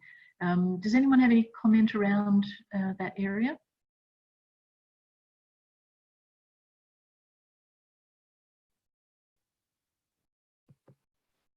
In the broad, I can't comment in terms of funding distribution at sort of federal, state level, but I think at the local government level, one of the things that we're trying to work on at the moment is facilitating partnerships between those cultural associations that are addressing similar issues. So in the domestic violence space, we're trying to connect up a number of players so that they can, I guess, tap into resources, but in a more coordinated way. So, you know, it's not all these different organisations looking to do the same thing and competing for the same sort of pot of money. But it's certainly, there are some organisations out there that are pretty well resourced because they have large membership bases and governance structures that enable them to be able to sort of administer and apply for funding. But for the most part, a lot of the groups that we deal with are pretty sort of loose networks often. So then it's about how we sort of support them to sort of get to where they want to be, which may not be sort of managing large pots of money or buildings, but could be sort of, you know, being able to support them to run projects and programs and initiatives, you know, through their volunteer base. So it's a bit of a complex picture, but that's my bit. Thanks, Sarah. Any other comments on that one? Okay, there's a question about, and it's directed to Andrew and Suresh, but others may wish to contribute as well. In terms of laws dealing with racial discrimination, vilification on social media platforms and whether they're actually enforceable. And the comment says, I've noticed that many news articles related to the Australia-China relationship and COVID-19 have become triggers for people to make racist comments about specific ethnic groups. Do you have any comments on whether there's any way that the online sort of vilification can be addressed?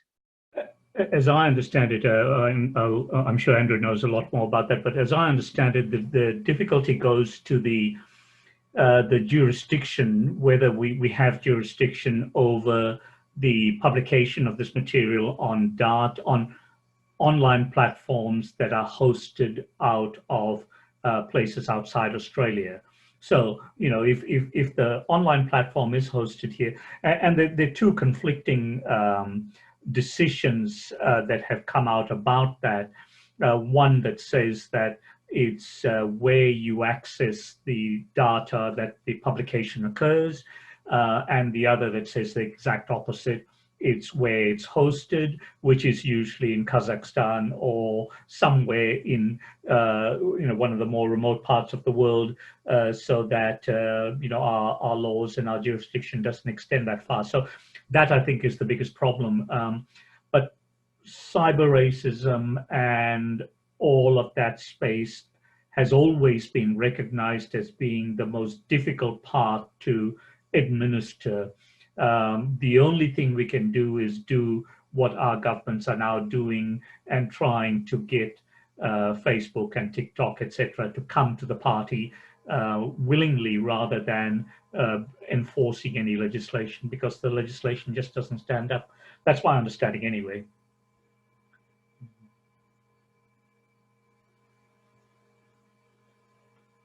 There we go, sorry. Suresh is right about some of that, it's true. But I've argued that Australia is probably the best place in the Western world to be an online racist, because the legislative framework here is a mess for a number of reasons. Many of them, again, conscious decisions of government. Partly because currently we have a government which, while it's given up for the moment, is still generally committed to getting rid of some of the key sections of the Racial Discrimination Act 18C, which acts as a constraint on freedom to emit hate speech. So the federal government's not that happy about doing anything. State governments have some jurisdiction, like Victoria has done quite a lot of work around this. But it's a very messy and difficult story. The Federal Race Discrimination Commissioner tends not to get terribly involved in this stuff because it's such an arduous and complex matter to actually do anything. The most infamous Australian case went on for 13 years when a racist organisation posted some material way back in the 1990s. And it took the best part of 13 years to reach the point where the material wasn't taken down, but the owner of the site passed it on to somebody else. So in order to do something about it, you had to start again from scratch. So Australia, for instance, is one of only, I think, 2 or 3 countries in the West that has refused to sign on to Article 4 of the United Nations Convention on the Eradication of All Forms of Racial Discrimination. And this is the article which requires signatory states to legislate criminally against hate speech on the grounds of race. So Australia has no national criminal legislation in this area. Those cases which have hit the national headlines as criminal cases or serious cases have been prosecutions on the basis of a 19th century law which forbids the use of public carriage services to engage in harassment and intimidation. So it's a bit like if it's based on the idea that if you sent somebody a poison pen letter using the post office, then you would be liable for a criminal statement. But other than that, there's almost nothing in the Australian context. And every opportunity for Australia to do something about this, the governments have made a very careful decision not to do something. So the Christchurch massacre, for instance, was bred in Australia because the environment in which the massacre, the killer grew up and learnt about hate was basically uncontrolled in the Australian context. I'm very, I know the government's getting up there and saying use all these things to push back against hate. It is an extremely dispiriting experience to try and actually do this. It's very hard. It's emotionally very, very difficult. And in fact, it's only been the action by a number of NGOs like the Online Hate Prevention Institute that has taken on Facebook and Twitter and Google that has raised the bar in the awareness in Australia amongst the senior managers of those online groups to actually do something. And similarly in relationship to the comments pages on newspapers, particularly the Murdoch press, where the commentaries have been horrendous. Action against them in terms of reporting and so on, has meant that they're a bit more careful now about what they actually allow out there. And in Victoria, people have been prosecuted for what they've said online, criminally prosecuted, whereas in New South Wales, similar to Western Australia, as Suresh described it, the New South Wales criminal legislation had never been used in 20 years or so. Because the level of requirement of proof was so high. That was changed last year, or the year before last, under pressure from a coalition which included primarily ethnic groups and Indigenous groups.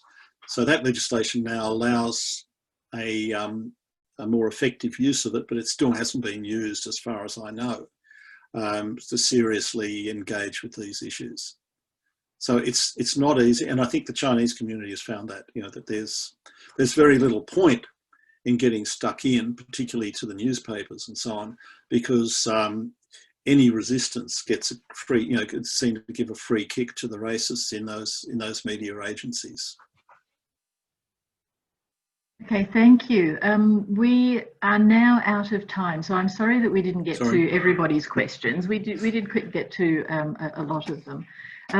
So can I just, in order to finish up, thank each of our speakers, Sarah, Andrew, Ashley, who else have we got? Sonali, Daniel and Rachel, for their contributions today. I think you'll agree that we covered a whole range of different issues associated with migrant and ethnic minority communities here in Australia, and programs and services available in terms of the COVID pandemic, and also some of the challenges being faced and that continue to be faced. And we sort of, I guess, ended a little bit on that sort of note. So really appreciate your time and contributions. Very exciting, interesting work going on as well, which we appreciate hearing about. I'd like to thank Kat Stevens, who assisted with the organisation and the technical side of this. Also to acknowledge Danella Caspers, my colleague, who is just at the early stages of undertaking some research, looking at labour migration and the impacts of COVID-19 on issues around labour migration. So we really look forward to hearing the results of that research, which is done, I believe, in collaboration with the World Universities Network. So yeah, some great work also coming out of universities as well. So thank you everyone for your contributions. Thank you to the participants for your interesting questions. And if you haven't caught up on the interesting chat on the side, please do, because some of the questions were responded to there. And we look forward to seeing you in person, we hope, at the Migration Update, looking at issues around racism more broadly in Harmony Week next year in March. So thank you once again from the Migration, Mobilities and Belonging group at UWA and the steering group of the Migration Update. Thank you. Thank you.